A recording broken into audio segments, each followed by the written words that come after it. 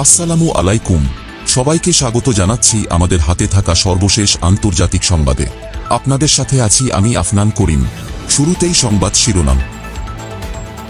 এক রাতেই ইউক্রেনের ১৫০ ড্রোন ভূপাতিত করল রাশিয়া। ইউক্রেনের সেনাদের মধ্যে যুদ্ধক্ষেত্র ছেড়ে পালানোর হিড়িক। ইউক্রেনের দাপুটে সেনা কর্মকর্তা ও কমান্ডাররা জানালেন বাহিনীর ভেতরের কথা। মানবিক অঞ্চলে হামাসের উপস্থিতি নিয়ে ইসরায়েলি মিথ্যা দাবি, ইসরায়েলের বিরুদ্ধে আঞ্চলিক ঐক্যের আহ্বান এরদোগানের। এবং সর্বশেষে গুলি বোমার চেয়ে ইসরায়েলের চাপানো ক্ষুধায় বেশি মরছে মানুষ, ফিলিস্তিনি শিশুদের জন্য একটি মানবিক বিজ্ঞাপনেরও স্থান নেই বিবিসিতে। আর এই বিষয়টি নিয়ে থাকছে আমাদের আজকের বিস্তারিত বিশ্লেষণ। এক রাতেই ইউক্রেনের পাঠানো ১৫০টির বেশি ড্রোন ভূপাতিত করেছে রাশিয়ার আকাশ প্রতিরক্ষা ব্যবস্থা। এর মধ্যে মস্কোর আকাশে ২০টির বেশি ড্রোন ভূপাতিত করা হয়। রাশিয়ার প্রতিরক্ষা মন্ত্রণালয় বলছে, গতকাল সোমবার রাত থেকে আজ মঙ্গলবার ভোর পর্যন্ত এসব ড্রোন ভূপাতিত করা হয়। কর্মকর্তারা জানান, এই ড্রোন হামলায় একটি আবাসিক ভবনে আগুন ধরে যায়। এতে ৯ বছরের এক শিশুর মৃত্যু হয়। এর জেরে মস্কোতে ৩০টিরও বেশি ফ্লাইট স্থগিত করা হয়। ইউক্রেনের অভ্যন্তরীণ ড্রোন শিল্প দ্রুত বিকশিত হচ্ছে। রাশিয়ার জ্বালানি, সামরিক এবং পরিবহন অবকাঠামোর উপর ড্রোন হামলা বৃদ্ধি করেছে কিয়েভ। এদিকে যুদ্ধক্ষেত্রে অবস্থার অবনতি হওয়ায় ইউক্রেনের বিপুল সংখ্যক সৈন্য হাল ছেড়ে দিতে শুরু করেছে। এ সংখ্যা ক্রমেই বাড়ছে। ইউক্রেনের সংসদের দেয়া তথ্য অনুযায়ী চলতি বছরের প্রথম ৪ মাসেই প্রায় ১৯,০০০ সেনার বিরুদ্ধে ফৌজদারি মামলার প্রক্রিয়া শুরু করেন কৌঁসুলিরা। এসব সেনার কেউ হয়তো অবস্থান ছেড়েছেন, নয়তো যুদ্ধক্ষেত্র ছেড়ে চলে গেছেন। ইউক্রেনে ১০ লাখেরও বেশি মানুষ দেশটির প্রতিরক্ষা ও নিরাপত্তা বাহিনীতে কাজ করছেন। যদিও যুদ্ধে সম্মুখসারি থেকে অনেক দূরের কার্যালয়ে যাঁরা কাজ করছেন তারাও এ সংখ্যার অন্তর্ভুক্ত। অনেক কমান্ডার সিএনএনকে বলেছেন, সৈনিকদের যুদ্ধক্ষেত্র ছেড়ে যাওয়া কিংবা অনুমতি না নিয়ে অনুপস্থিত থাকার বিষয়ে তাদের বিরুদ্ধে অভিযোগ দেবেন না কর্মকর্তারা।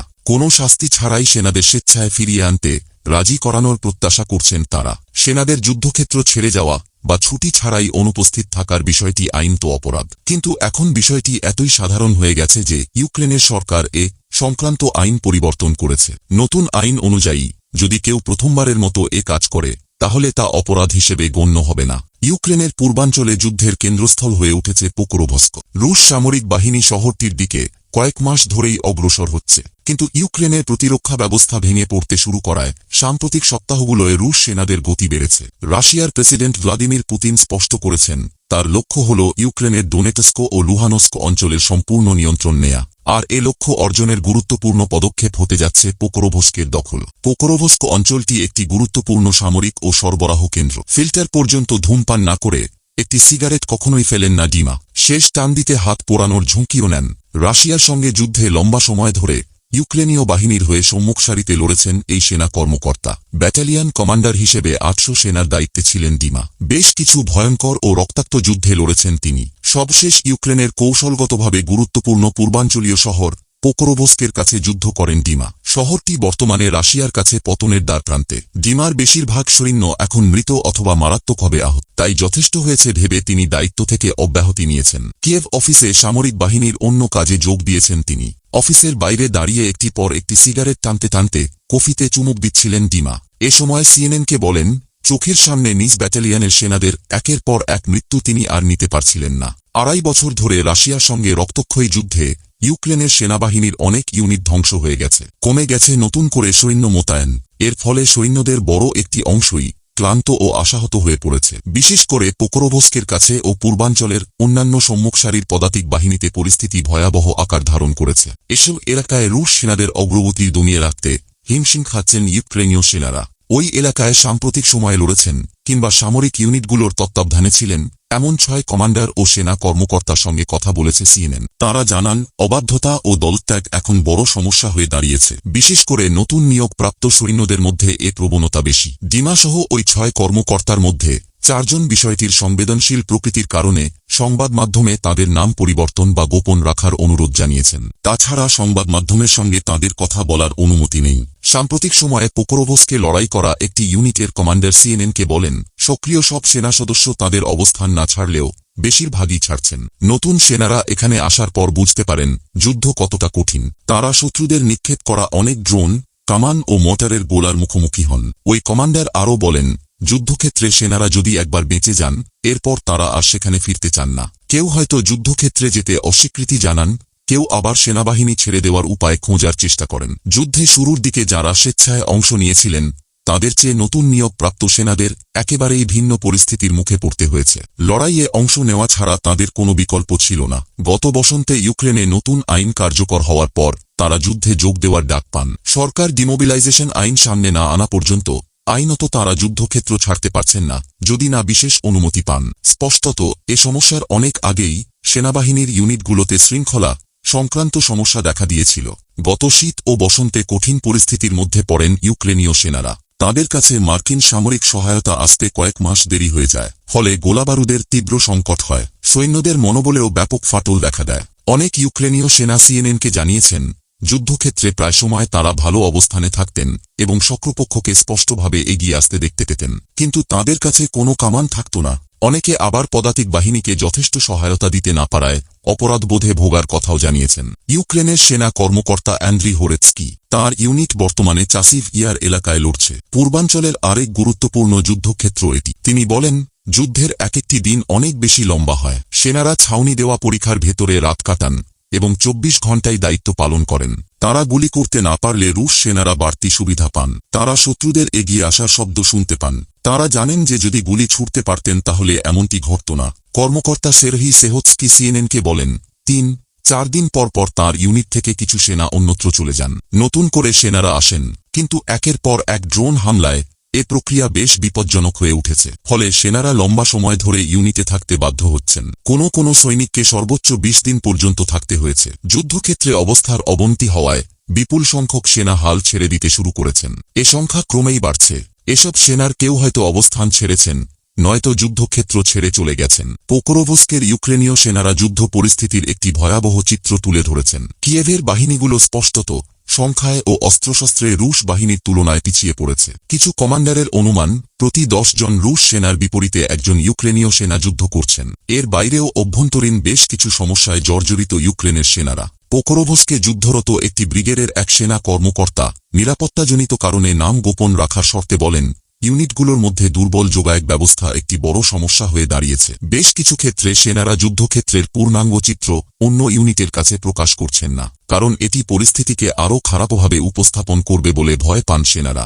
একটি ব্যাটালিয়নের কমান্ডার বলেন, পার্শ্ববর্তী ইউনিটের সেনারা না জানিয়ে অবস্থানস্থল ত্যাগ করায় তার সেনারা সম্প্রতি রুশ সেনাদের কাছে ধরা পড়েন। ভিন্ন ব্রিগেডের ইউনিটগুলো যথাযথভাবে যোগাযোগ রক্ষা না করায় ইউক্রেনের সিগন্যাল জামারগুলো অপরিহার্য সমন্বয় ও ড্রোন উৎক্ষেপণের ক্ষেত্রে নেতিবাচক প্রভাব ফেলছে। আর এ বিষয়টি অনেকের কাছেই অজানা নয়। যুদ্ধে ইউক্রেন ও রাশিয়ার কুরস্ক অঞ্চলে নিয়োজিত কিছু প্রকৌশলী সিএনএনের সঙ্গে কথা বলেছেন।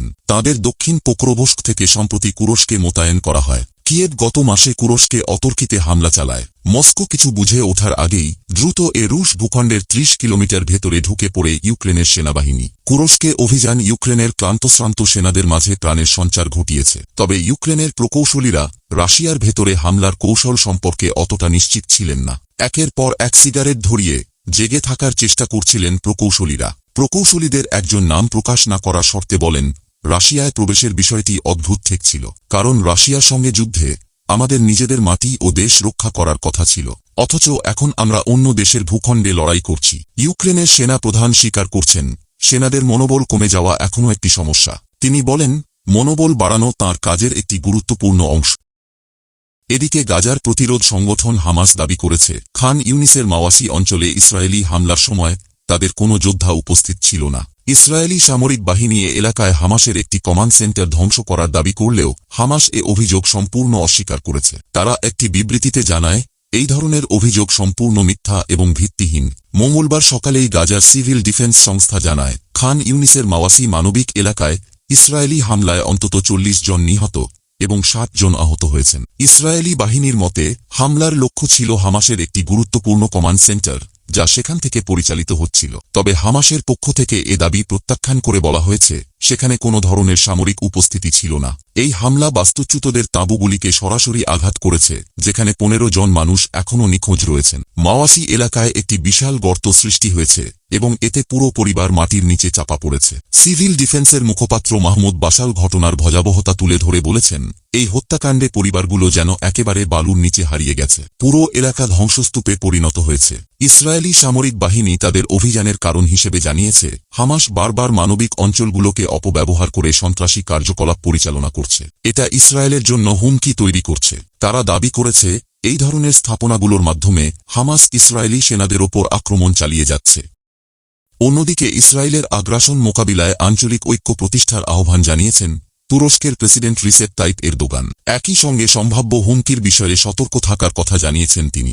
এরদোগান বলেন, এলাকার সব দেশকে ইসরায়েলের বিরুদ্ধে একটি ঐক্যবদ্ধ প্রতিরোধ গড়ে তুলতে হবে। তিনি সতর্ক করে বলেন, যদি তেল আবিব তার হামলা বন্ধ না করে, তবে এর দখল আরও বৃদ্ধি পাবে, যা আঞ্চলিক দেশগুলোর জন্য একটি তাৎক্ষণিক হুমকি তৈরি করবে। তিনি ওআইসিকে অবিলম্বে একটি শীর্ষ নেতৃত্বের বৈঠক করার আহ্বান জানান এবং মুসলিম বিশ্বের দৃঢ় অবস্থান প্রদর্শনের অনুরোধ করেন। প্রসঙ্গত, লন্ডনে ইরানের দূতাবাস গাজার পরিস্থিতির বিষয়ে পশ্চিমাদের দ্বৈত নীতির সমালোচনা করে বলেছে, গাজার মানবিক সংকট সম্পর্কে বিবিসি টিভি চ্যানেলে একটি মানবিক বিজ্ঞাপন দেয়াও নিষিদ্ধ, আর এ বিষয়টি খুবই অমানবিক। দ্য গার্ডিয়ান পত্রিকা একটি প্রতিবেদন প্রকাশ করেছে যে বিবিসি টিভি চ্যানেল ইহুদিপন্থী কর্তৃপক্ষের প্রতিক্রিয়ার ভয়ে গাজার মানবিক সংকট সম্পর্কে একটি মানবিক বিজ্ঞাপন প্রচার করতে অস্বীকার করেছে। লন্ডনে ইরানের দূতাবাসের অফিসিয়াল পেজও এই খবরের উল্লেখ করেছে এবং লিখেছে, আর কোনো ব্যাখ্যার প্রয়োজন নেই, এটা সম্পূর্ণ পরিষ্কার।